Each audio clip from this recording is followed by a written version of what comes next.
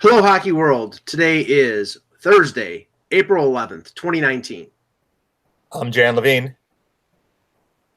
Evan Allen, USA Today Sports. And I'm Michael Agello, and this is the HockeyBuzzcast here on HockeyBuzz.com. We will be joined by Eklund in a few minutes and Peter Tessier in a few minutes. Everybody's a little slow on the second day of the playoffs, so they must have stayed up late to watch the late game. I did. I fell asleep in the third period, Kev, so I can't give in-depth analysis on San Jose, Vegas, although I did watch most of it.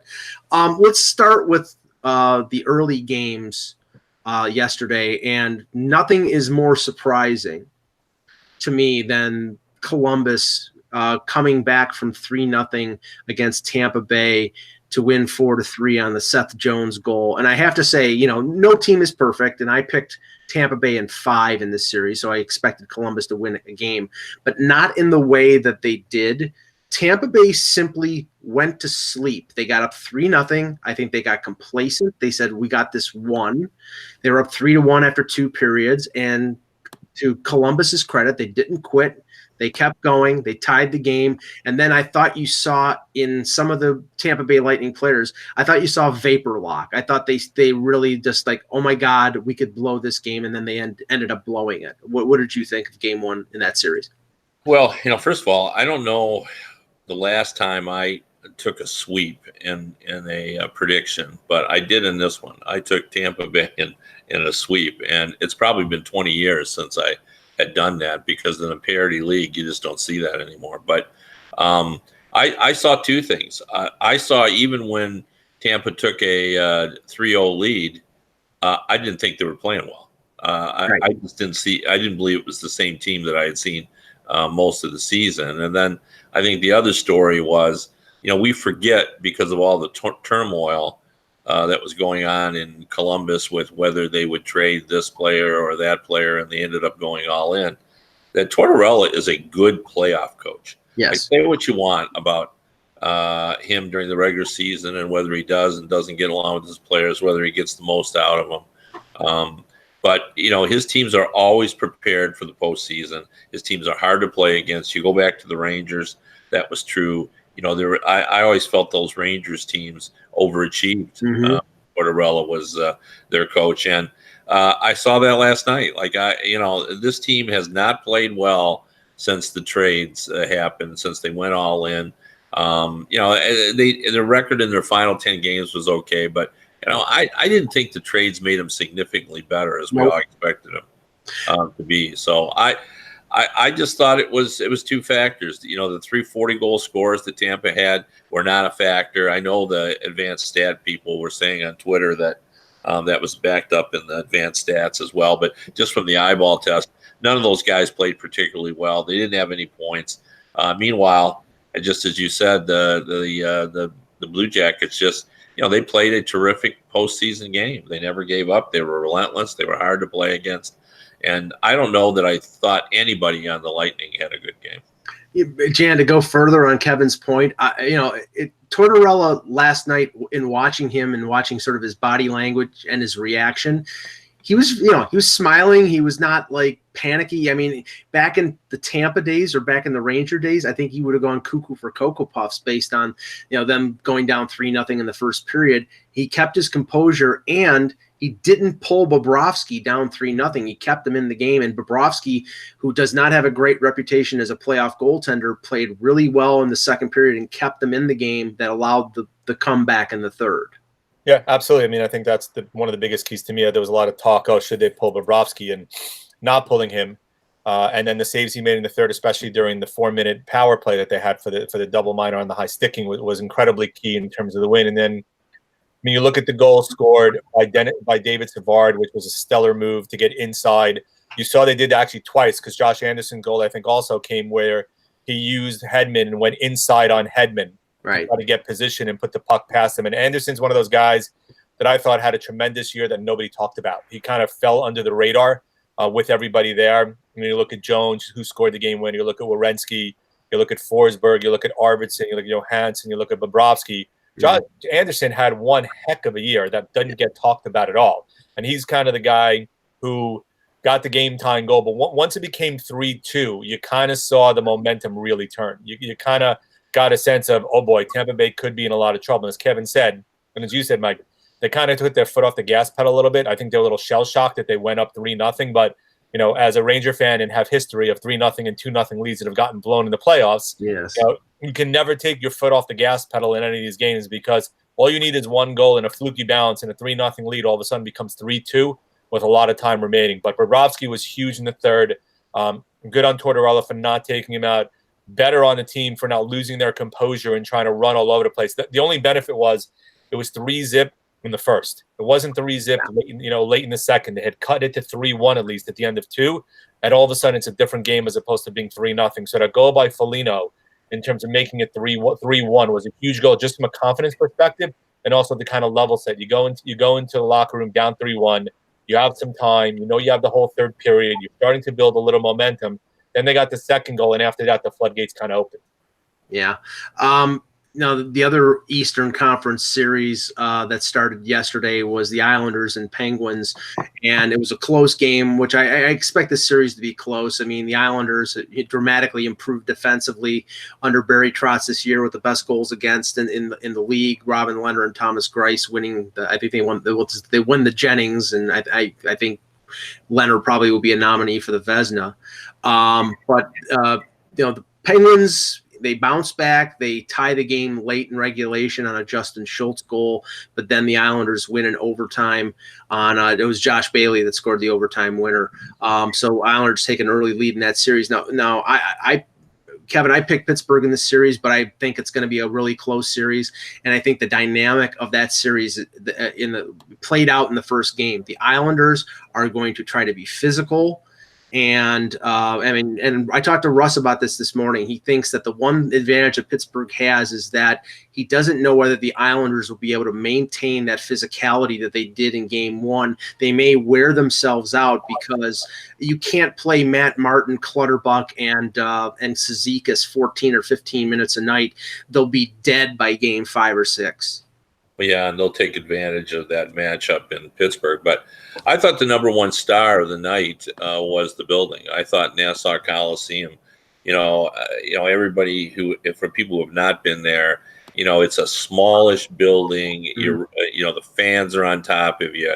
It's a great old barn, and I thought they fed off that last night. I watched that game, and I thought, I'm not sure we would get the same pursuit if we were in the Barclays Center. Like it just felt like the spirit of the 1980s Islanders were there, and everybody was just into the game, and the Coliseum, it's a big game, and it just brought back a rush of memories. And I just thought the Islanders played over their heads just in terms of their intensity.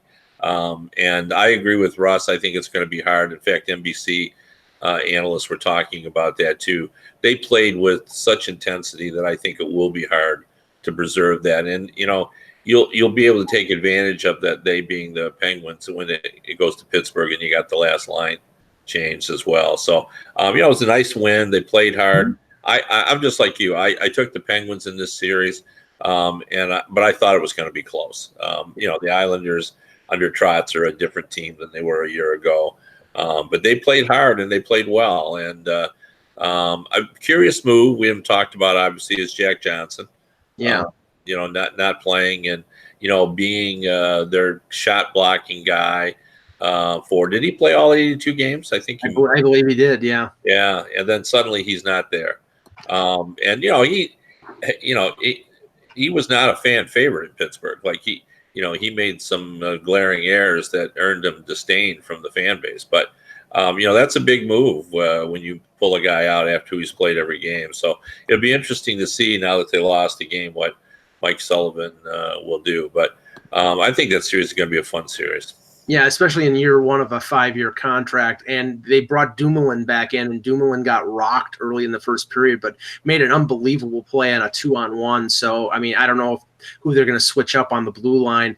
Now, Peter, I don't know if you saw much of the Penguins game. Were you at the Winnipeg? I was at the Jets game last night, so I missed basically everything. Okay. Well, the one thing, and just as an observation, until the third period, I barely noticed a guy wearing number 87.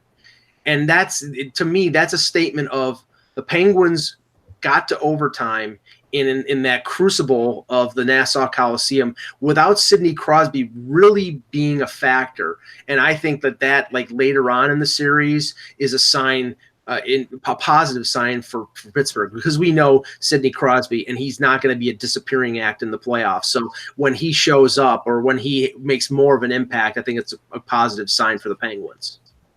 Yeah, look, Sidney Crosby is Sidney Crosby, and you're missing a quarter of your team if he's not doing anything. Like, I mean, that's the impact he still has on the game.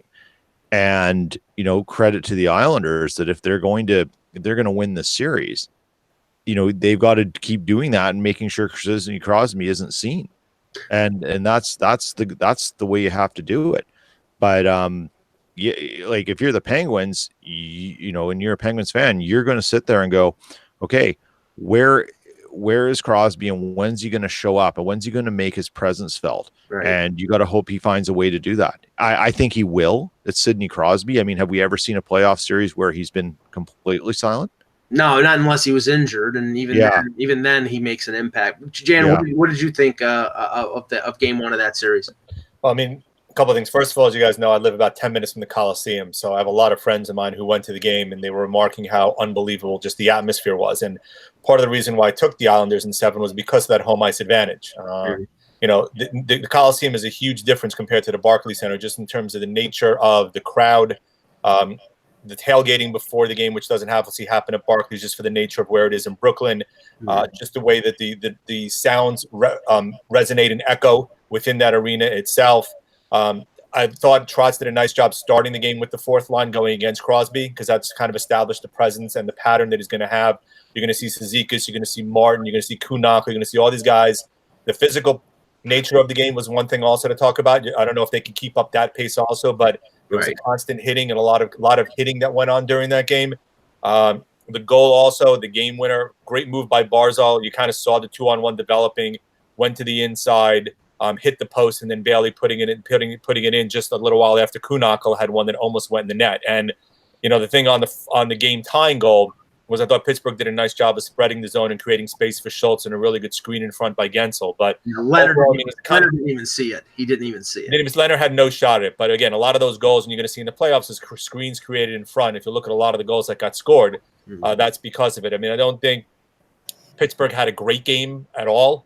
As you said, Crosby, for the most part, was relatively invisible. Part of that was because of the fourth line and the job they did on him. But, Crosby will come back. I thought, to me, for the Islanders to win the series, the key was to get Game 1. I mean, you could lose Game 2, right, and go in 1-1 down to Pittsburgh and kind of even the series coming back. I felt if they lost Game 1, their shot at winning the series was kind of going to be lost. So now they're playing with a little bit of house money, and the viewpoint we also had was the home ice advantage. If it does make it to a Game 7, I can tell you right away that place will be absolutely a madhouse for any team to come into in a Game 7. Now, Kevin, the one thing, and then we'll move on to some of the other series. The one thing I was sort of disturbed about, and in the playoffs, you want to get the call right. We know that. The goal early in the first period that was clearly offside, it took them an inordinate amount of time to make the call on the ice, which I was a little surprised with. And then the game-winning goal, which was under video review, the NBC crew was saying that they were reviewing for offside. I thought they might have been reviewing for goalie interference, because when Barzal went in, him and Murray were tied up in the crease, and Murray was spread-eagled on the ice, and then Bailey was at the side of the net and put it into the empty net. Do we know whether it was goalie interference or offsides on that play? I don't know. I mean, they said it was offside. Okay.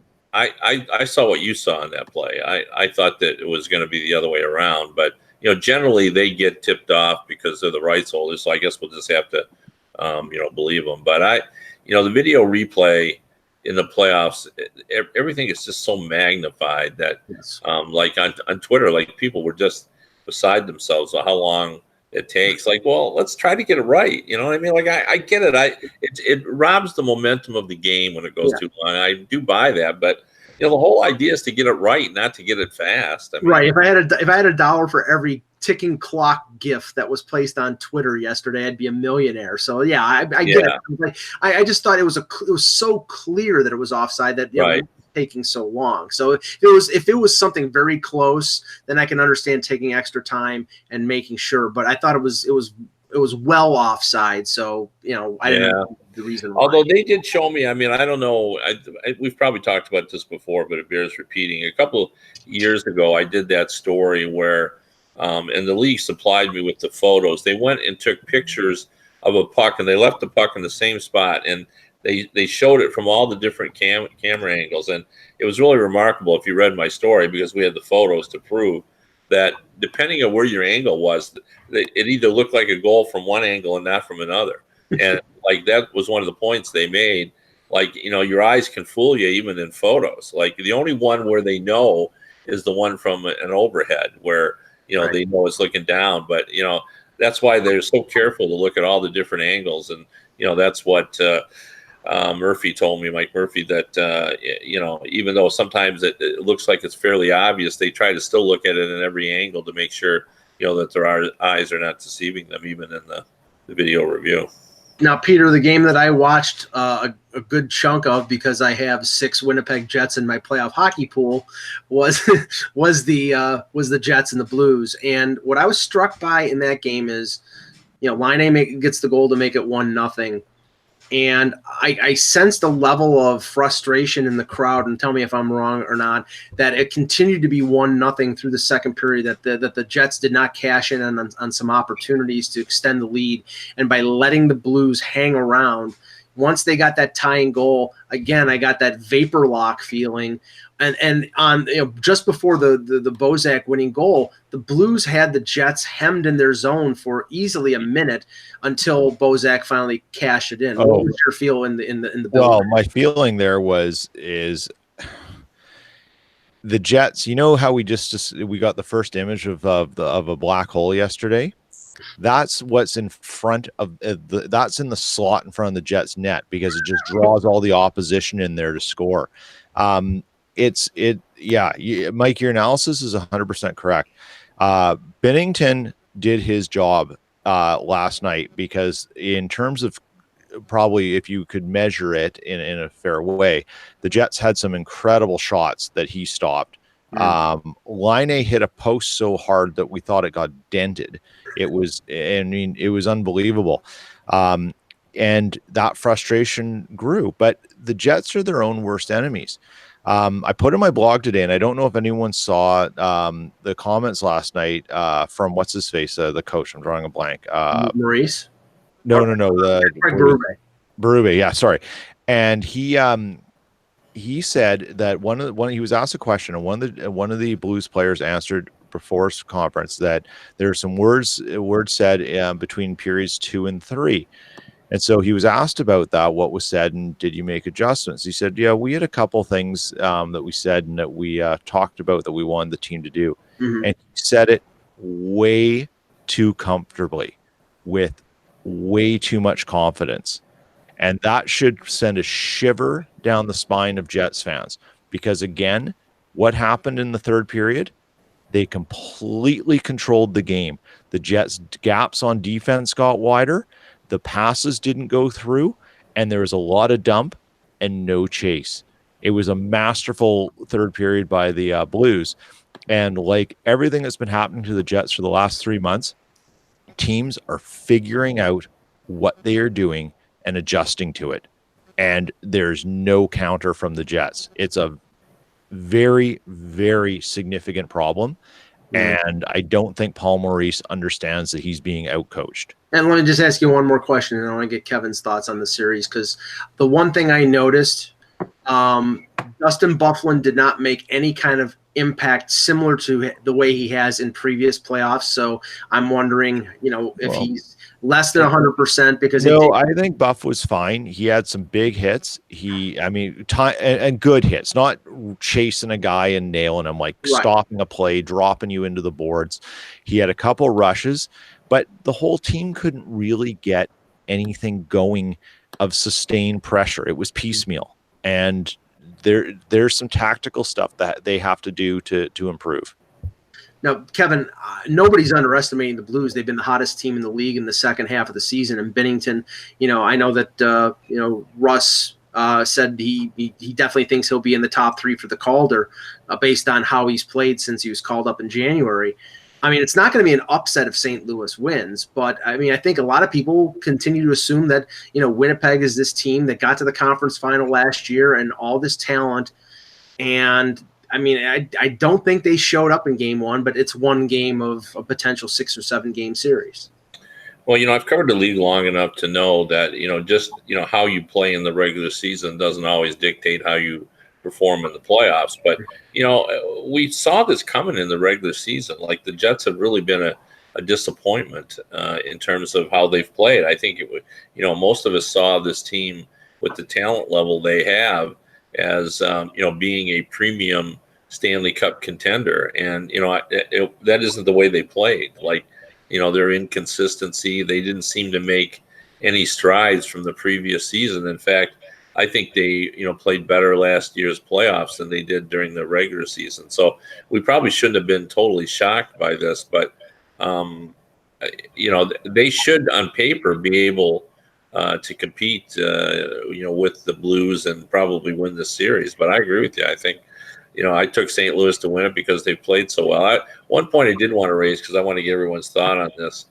The Binnington tweets, which came out, and, as a general rule, it's a little bothersome to me that we go out and we dig, tweets up from, kids and, get them in trouble in today for what they said when they were 14 years old. But Binnington wasn't 14 when he made those tweets.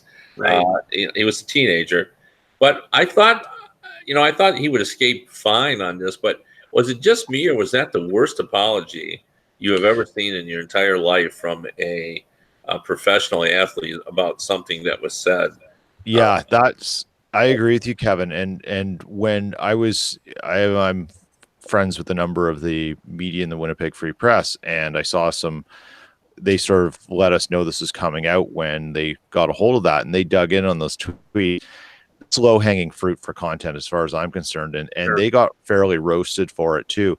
But the apology was odd, and that's what struck me. Once I saw it, I was like, wow, you could have just said, I was 19, I've come a long way. I don't agree with that thought anymore, and let it die. Yeah. But he didn't really. He sort of added some more fuel to the fire. You're absolutely right, Kevin. That's what I found to be the most, because it was really an easy out for him. I was young. I don't know what I was thinking. I don't think like that anymore. I mean, is that sort of a missed situation for the Blues PR to sort of talk to him before that? And craft a message, because I mean, all that did was really, like you said, pour fuel on the fire, and you don't need distractions in the post. No, you don't. Now, saying all that, he performed great. He pushed it beside him, and it is interesting. I think the fan bases are a little weary of this. Just the fact that even though it was a California-based writer, he had ties to Winnipeg, and it came out in Winnipeg. It really did have the feel of them trying to, provide a distraction for the team. But anyway, I just thought it was such an odd way of trying to extract oneself from, from potential controversy. And I've never seen like an athlete, kind of just come on and not really, just didn't come off as doing what the mea culpa that you need to do in those circumstances. Jan, any thoughts on this series? I mean, you look back at the Josh Hader one from last year, right? And that's kind of the big one that everybody remembers. And that one went really viral really quickly. And the amount of publicity it got during the All-Star game and then post-All-Star game, makes this looks like a drop in a bucket. Again, comparing and contrasting two different situations despite similar kind of tweets. I mean, here in the NHL, a little bit different, St. Louis versus their public forum at the All-Star game. I mean, the response wasn't great. Again, but I'm not sure if there is, using the argument I was young and stupid kind of gets old and tiresome after a while. And when, as you said, Peter, when you're 19 as opposed to 14, you can say when you're 14, you can kind of get away with it and say you were dumb and stupid. And you can use that a little bit at 19, but you'd hopefully have a little bit of cognizance in terms of what you're saying and the remarks that you're making. So using that as an argument really isn't a great way to explain it away. And I agree. He didn't do a particularly great job But again, I'm not sure. Is there anything we could have read that we would have said, okay, great, you're forgiven? No, it's the matter of you have to own up to the mistake that you made. You said, okay, you're not the same person. Great. Let's see what happens now. And let's see how you react in terms of if this is brought up or other situations arise. And do you start making similar comments? Now, the game that I watched the least of, but I caught the third period of it because the first and second period sort of overlapped with the overtime with the Islanders and the Penguins and some of the early games, was Nashville and Dallas. And Kevin, the thing is that I thought I picked Nashville for the series because I think they're a better team. But the concern I had about the Predators going into these playoffs is they simply do not score enough. Yep. And Dallas has improved markedly as a defensive club under Jim Montgomery, to the point that, other than Sagan, their offense was sort of, they're really devoting themselves to playing a two-way game. And if they get the offense that they got last night, they could very easily win this series. Plus, Ben Bishop played really well down the stretch in that game. So I'm not saying, Nashville's toast. I'm just saying this is not a good sign for a team that has a lot of expectations. Yeah, I agree. I mean, I picked Nashville, but I said publicly that, the way I viewed that was really incongruent with the way I thought about it. Like I thought the Predators are ripe to be upset because, Bishop was probably had the best season by any player we weren't paying any attention to. Absolutely. He quietly rocked. He did. And his numbers were unbelievable. He deserves Vezina, consideration. I don't think he'll win it, but he had just a terrific season. And, he was a main reason why they were able to embrace Montgomery's, sort of change in philosophy. And the Predators' offense, it was bad all season. Their power play was atrocious. And what I find the most interesting about the Predators' power play is that Peter Laviolette defended it almost the entire season. I mean, I think the whole season. I don't know that he ever at one point said, yeah, we got to get something done on this. Like, I'd look in the paper or look at the web and see what he had to say about it. And he'd say, it's looking better. We're controlling the puck more. He's always, kind of positive. And where most, coaches would just say, oh, it's been brutal and we've got to figure out a way to do this or we're going to be in trouble.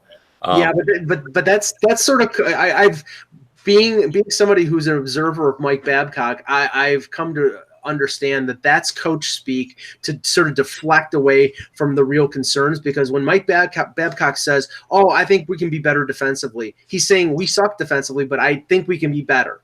Yeah. And so, I mean, I guess my own point was Laviolette wouldn't even go that far. Like he would, if you heard him speak, he made it sound like his power play was going at 20% instead of, Kevin, I sort of wonder sometimes if coaches are so cautious about that because they don't want to have to face that comment later on. Yeah. Right. Well, you said this. So if they give an honest answer, they're just going to get strung up by it. And if you feel like there's a little pressure with your job, maybe by your boss too. Yeah, no, you're right. But my final comment would be, the one thing that I had said about their offense is that I had been blaming really the second line for the mess. Kyle Turris just hasn't really been the player they hoped he would be. They thought he was going to resolve the issue on their second line, and he's been unable to sort of inspire, whoever has been with him. And, the Granlund trade, that didn't help either.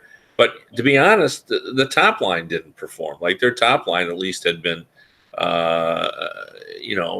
played well and got the job done and, can really play with anyone. But those guys really didn't do it either. So if their top line isn't going to score, they're in real trouble because they don't get any other goals except when their defense creates. And that's the thing about the Predators. The reason I picked them is because I think they have the most talented defensive core. Like I think those are very skilled guys in that group, and I think they're number one in the league in terms of defensive skill. And Pekka Rinne is still a top goalie, but boy, their offense is suspect. Yeah, and they scored 2 goals yesterday, and both of them were scored by blue liners, Yossi and Subban. And of the 2 assists on each goal, one was a defenseman. So their forwards only scored 2 of a potential 6 points. You need to generate offense. You can't depend that much on Pekka Rinne to be able to shut the door against the Stars. You need your offense to produce, and that's why they may be in trouble, but it's early in the series. Now, the fifth game was pretty entertaining until I fell asleep, which was a 5. Entertaining there, Mike. Yeah, which was a 5-2 victory for the San Jose Sharks over the Vegas Golden Knights. First goal being a shot off from Brent Burns off of the face of Joe Pavelski, which could have been really bad because at first it looked like it could have broken his jaw, but he came back and played in the second period. Kevin, the Sharks, and I'll give you credit for this because when we were talking about the teams in the West. And teams like Calgary, who was the Western Conference the leading point getter, who will have home ice advantage, and San Jose, who is loaded with Burns and Carlson. Both of them, I was concerned about their goaltending, and you said, well, Martin Jones has gotten them to a cup before. He played pretty decently yesterday. If he plays that way, then they are legitimate. They can make it. Well, yeah, and that's the thing you can't really factor into this. Like the Sharks had the worst team save percentage in the league, and they, that just was a negative of their team all season long. And then, it looked like even though Fleury hasn't been as sharp this season as he was last season, they looked to have a real advantage in goal, but they didn't in that first game. As you said, Martin Jones, he made 24 of 26 saves, and he gave up 2 goals. They're going to score so many goals. We all know that if he's going to give up 2 goals a game, they're going to win a lot of playoff games. And I'm sure that Doug Wilson was absolutely thrilled by that game last night because that's perfect Sharks weather.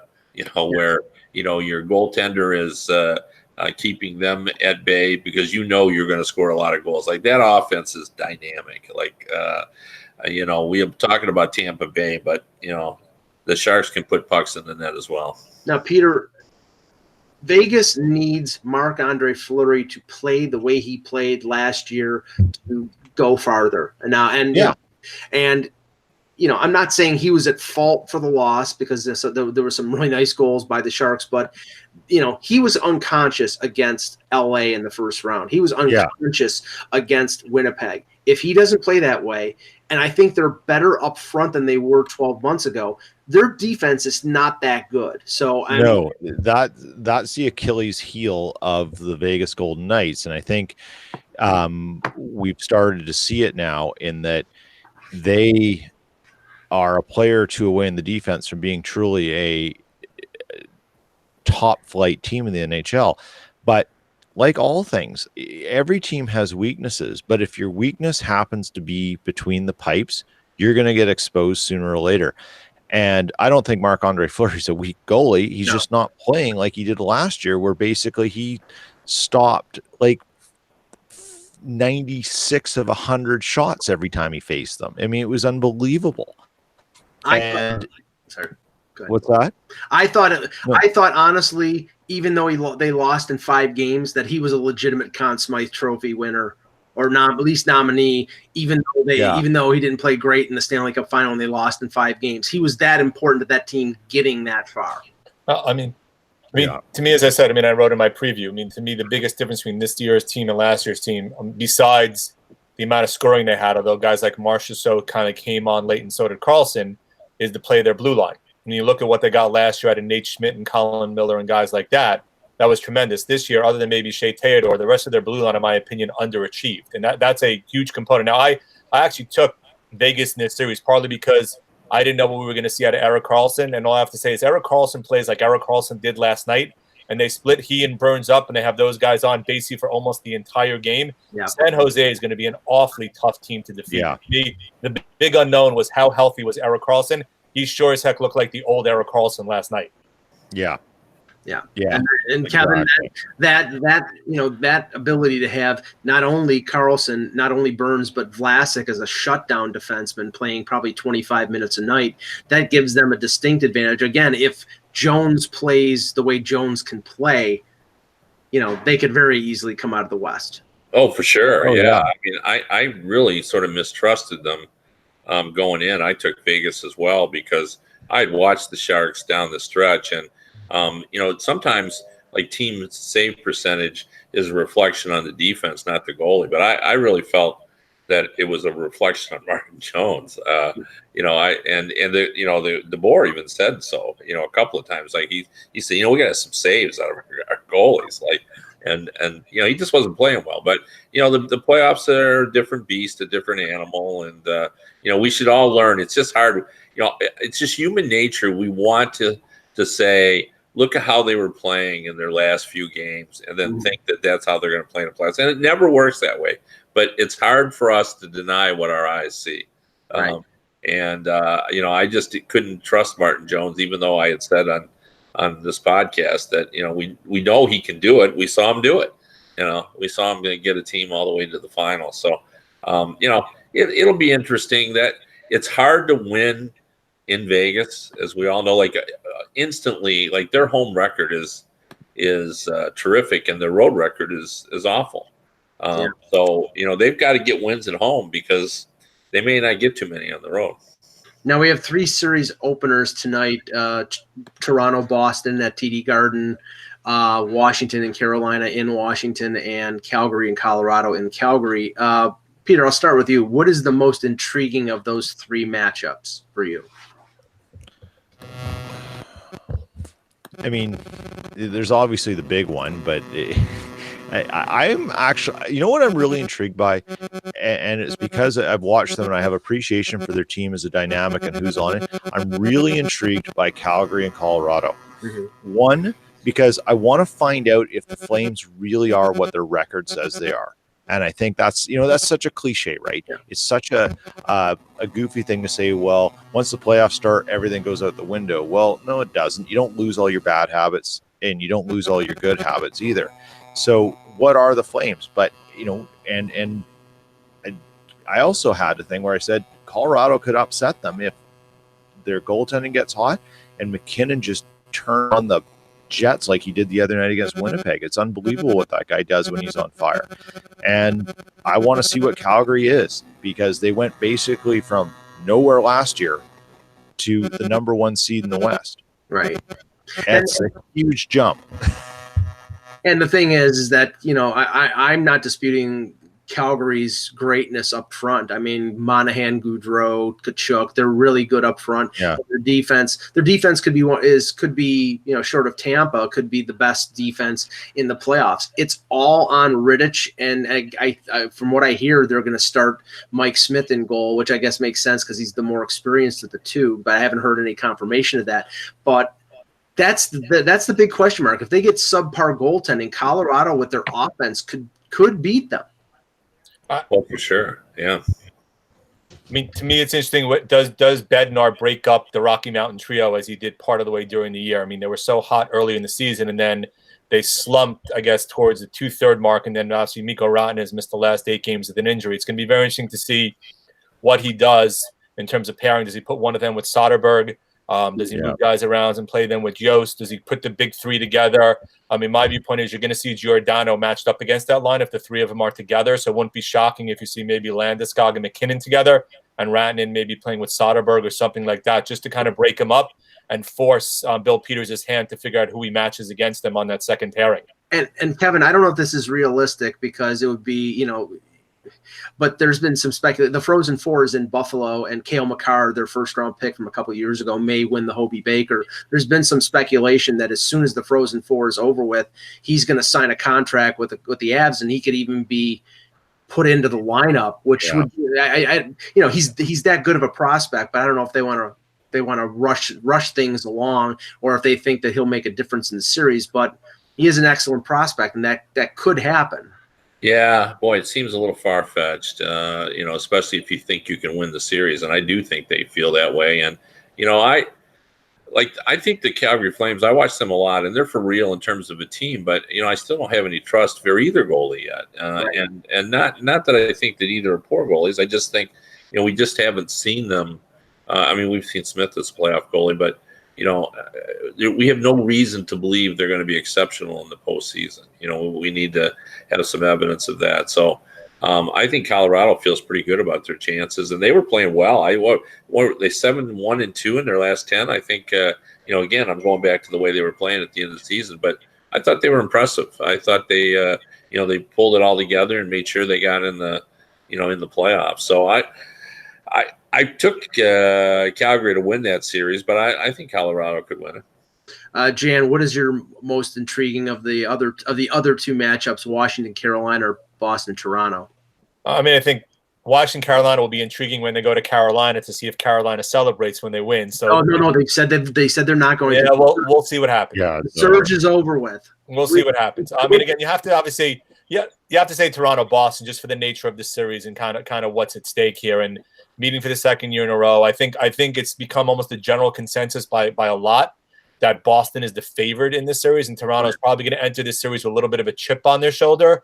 So I'm kind of curious to see how they respond, or do they respond to being kind of the underdog in this one and being talked about as almost not an afterthought, but Boston's getting a ton of the pub as being the favorite here. And I'm kind of curious to see, how do the Maple Leafs handle that? Do they react accordingly and kind of up the game a little bit? Well, yeah. Kevin, it's weird because I was up in Toronto on Monday, and I've been tracking what Babcock has been saying in preparation for the series, and he is not embracing the underdog role like a lot of coaches would. He's not saying, well, we got to go in there and do this, or we're behind the eight ball or anything like that. He's exuding confidence, basically saying, if we do what we do, we can win this series. We got to put away our childish, things like.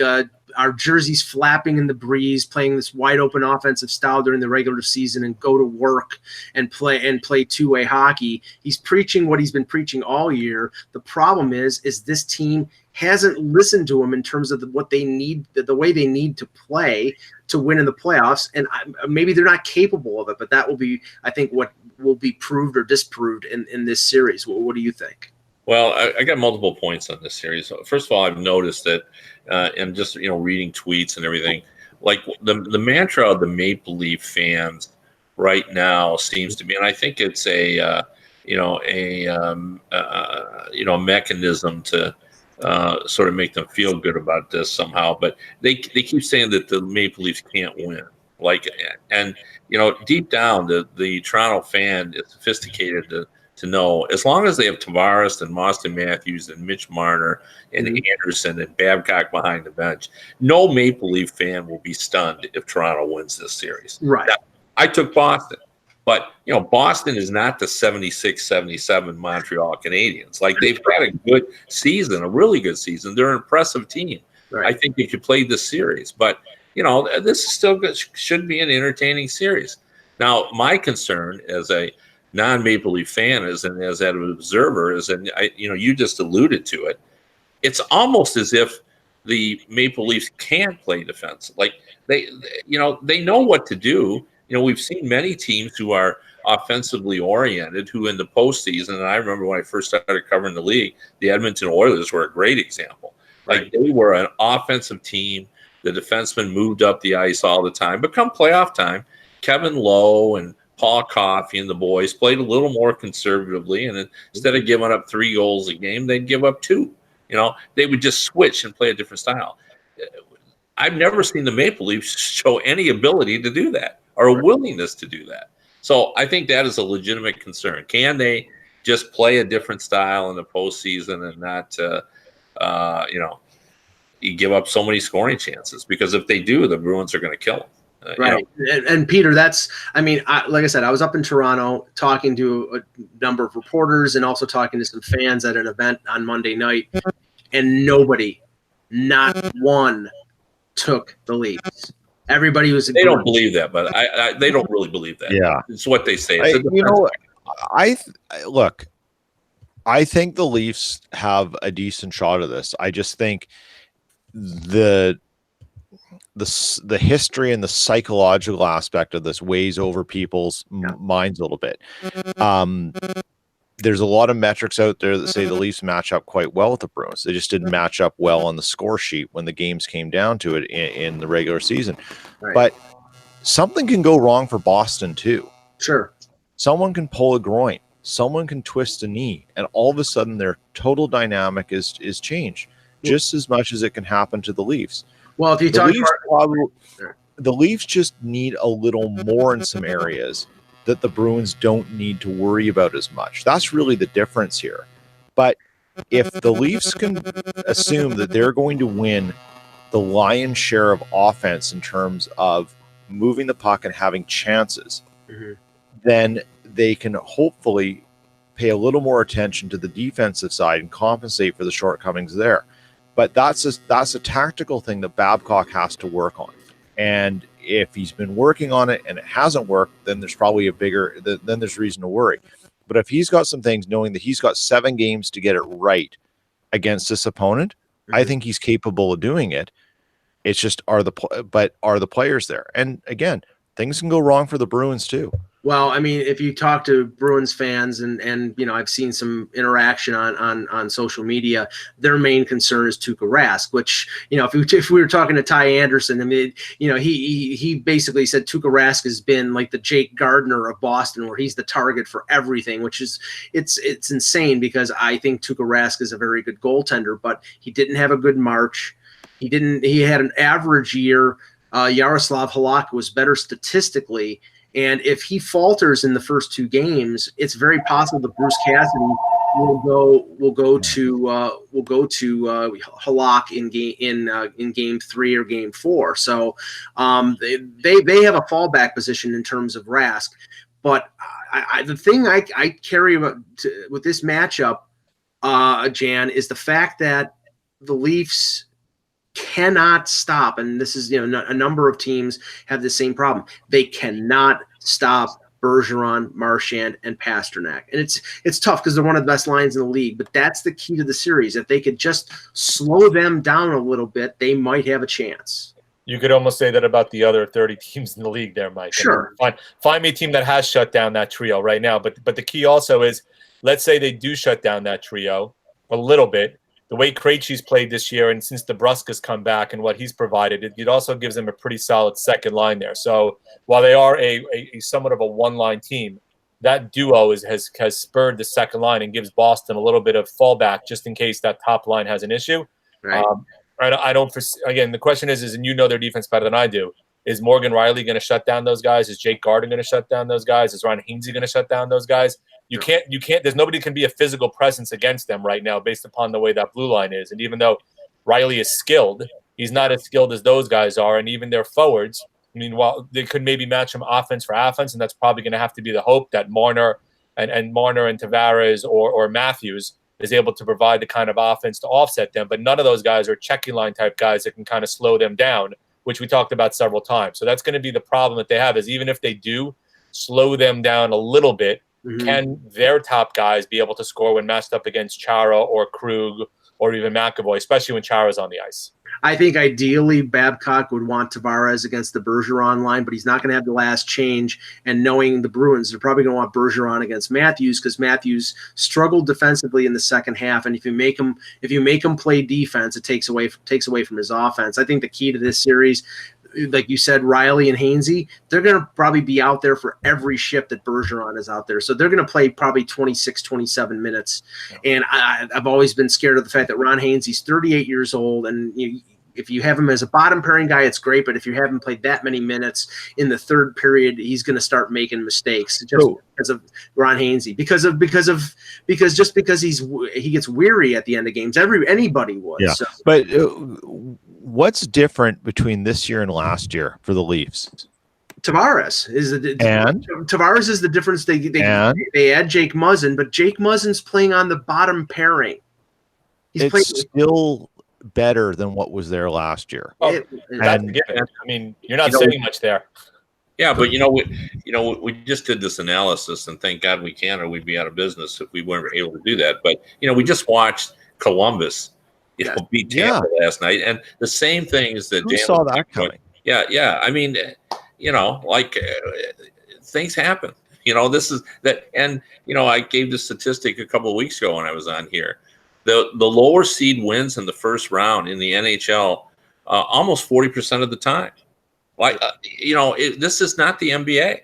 This is not Major League Baseball or the NFL. The difference between the top and the bottom, even though sometimes it seems great, it really isn't. And I believe the Bruins will win this series. I do, but that doesn't mean I am not going to be stunned if Toronto wins it. I don't if think someone anybody would picked the be. Bruins and said the Bruins in 6, it doesn't mean that 4 of those games aren't in OT. You know what I mean? Like, just because you say the Bruins 6 doesn't mean the Leafs aren't in it. Or if you said the Leafs in 6, it doesn't mean the Bruins weren't in it. Like, that's the number of how the wins goes is just, it's an arbitrary number meaning nothing. It doesn't mean you dominated them. It just means you won in 6 games. Right. And the best example of that is, and again, you can, as a Ranger fan, you look back at the 14 Cup, they go, oh, LA won in 5, right? Well, great. 2 of those games went to double overtime. 1 game went to overtime. Right. Yeah. But it's not as if they won every game 6-0 and they basically was wearing sneakers the last period. If we were going to be a little more accurate about this, we should be putting winner and the total goals scored by the winner. Yeah. Or the goal spread. Well, right, they won the series by a goal differential of +8. Well, this is the thing, Peter. If you look at last year's series as an example, they were without Kadri for 3 games. Their number 2 center was Thomas Plekanec, who's no longer in the NHL. They had Roman Polak on the third pairing, who is just a tough defensive-minded defenseman. If they win Game 4 with Patrice Bergeron out of the lineup, and hold on to a lead in Game 7 when they're up 4-3 going into the third period, the underdog, under-talented Leafs beat the Bruins. But none of those things happened, and that's why I think everybody is still thinking the Bruins are going to win. So we'll see. We'll see. But if in Game 3, if Washington doesn't rally to tie the game late and score and get a Lars Eller goal, they're knocked out of the playoffs. That whole rhetoric changes in terms of Columbus not winning a playoff series and Washington finally getting over the hump. So Panarin hits narrow winning and losing is in the NHL. Yeah, Panarin doesn't hit the post. I got a quick non-playoff subject that I'd love to get you guys to comment on, just because I've been intrigued by it. And I know it's actually been done in hockey, although I can't remember the particulars of it, but maybe you guys will remember. But in Detroit, where I live, they're having 3 consecutive broadcasts of the Detroit Tigers baseball games, and they're called player broadcasts. Okay. And there's no play-by-play guy. And it's just former players who are sitting in the booth, and they're basically carrying on a podcast while the game is going on in the background. And occasionally they stop and say, well, a run just scored, and give you a little bit of an update. But it is not the traditional game. And I feel a lot like Mike Jello these days, because I'm watching this and I'm struggling with it. Okay? I really am, because, I'm a traditionalist when it comes to broadcasting. But as I was watching this, and it's on today, and it's made me think about it, I've started to think, like, where would we be? And it's a completely different sport, obviously, but and it's appropriate to talk about it because, we just lost Bob Cole. But where would we be if they tried that on us? Like, if you were watching a playoff game and you just had 3 players in the booth and the action was going on, and they were just discussing whatever they discussed. Like in these games, they've brought, other players in, other former players in on Skype, and it's all going on while the game's going on in front of you. And I'm trying to watch the game, and I've struggled with all this. But could you have a hockey game on there without having play-by-play? Would you enjoy it? I wouldn't enjoy it because I'm so attuned to having a play-by-play guy directing the action, like Doc Emmerich. I'm looking forward to. I don't know if Emmerich's doing Boston, Toronto, but I'm really looking forward to if he is to him, because he's great doing his job. But it's not original, because I know for the national championship college football game a couple years ago, ESPN had like 7 different broadcasts on all their various channels, and one of them was like a couple college players sitting there talking back, and then there was another thing, they had the secondary audio broadcast. They had like people in the studio. It was all different things. And I know that Sportsnet this year, with their ice surfing experiment, they've been doing they had I think Jason York and Steve Dangle and Jeff Merrick talking about the games. Now I don't have access to it in the US because it's geo-blocked, but that's basically what they're doing. So I think that's an experimentation that may continue. I'm a traditionalist. I want to hear play-by-play. I want to hear somebody telling me what's going on, even though I'm watching it, even though I can interpret it. I want to hear that too. So a couple of views on this. So I think if you remember back years ago, NBC, I think, had done it with a Jets game where they had no announcers at all, and they just showed the game on TV with nobody talking. That was kind of an experiment they did. I don't think it went on particularly well. I mean, what you're talking about is almost like being live at a game, sitting in the crowd and talking with your buddies and then analyzing the game that way. And I'm doing this sarcastically purposely, but isn't it almost like listening to Mike Milbury when he talks? Yeah. I mean, that's kind of what it is like, right? I mean, to me, yes, I want to play-by-play. But again, you need a good play-by-play guy. I mean, Emmerich to me is one of the best. I know people love to make fun of him. I know people like to make fun of Pierre Maguire. But listening to Emmerich to me is great because just from the emotion he shows and his understanding. But you need somebody that has a good cognizance of the game and the ability to relate it to those who are watching the game. I'm a traditionalist like Mike. I want a good play-by-play guy, and I want a good analyst, actually, because hopefully I'll learn something from him, because if not, then there's no point in me watching the game. I can turn off the volume and just sit there and watch it on mute. Right. Peter, what do you think? I'm on the fence. I'm not, it's there's parts of it that are enjoyable. Like here's the thing about hockey analysis. And let's just speak about this. You're either you want commentary or you think the person's a moron. There's no middle ground, right? Like that's what it's turned into. Yeah. Why doesn't this guy talk about this? Why doesn't this guy talk about that? Why is he talking about block shots? Like this guy's so negative. He's so negative. Or this guy's a cheerleader. Find yourself as someone who loves Tyler Myers as much as Kevin Sawyer. Like it's and it's just so negative. I think what I'd really like to see is sort of kind of a changing dynamic in what we talk about, but I don't think the sport in the way it flows on TV or in broadcast allows for that. Mm-hmm. So, if you could just have something of just the game, it's probably ideal if you're in a public setting, but they turn the volume down anyways. But if you could just hear the noise of the game without talking in kind of a neat way, that's kind of cool in its own right. It's just, I don't know. It raises other questions for me. Just go ahead, Ken. Well, I was just going to say, I think broadcasting has become a little more negative because the game and sports in general have become more negative. And I always say this, that like one Tuesday in about 1994, always reporters would go to the television sets to watch the replay, and we started to talk about and write down what a player did to score a spectacular goal. Mm-hmm. But on a Tuesday in 94, we ran and we wrote down whose mistake it was that caused that. And since then, we've been, writing about why it happened and who's to blame. And, I always say the great Canadian goal of Guy Lafleur, coming down and going against Gilbert in that goal. If we were writing that today, we would write about what an incredibly bad goal that Gilbert gave up. We wouldn't write about what a spectacular goal it was by Guy Lafleur. We wouldn't do that. Back then they wrote about what a great shot it was. We would write, oh my God, for him to give that goal up at that point of the game, he looked off balance. He wasn't square to the shooter, And nobody scores from that far out coming down. And that's the way fans are. I mean, fans now are, after a game, when you look on Twitter, they're not talking about who scored a spectacular goal. They're talking about who they're mad at.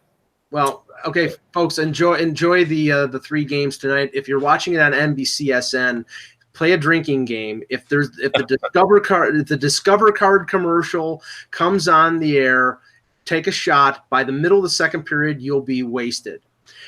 For Jan Levine, for Peter Testier, for Kevin Allen, I'm Michael Agello. Thank you for watching. And remember, without the buzz, it's just hockey.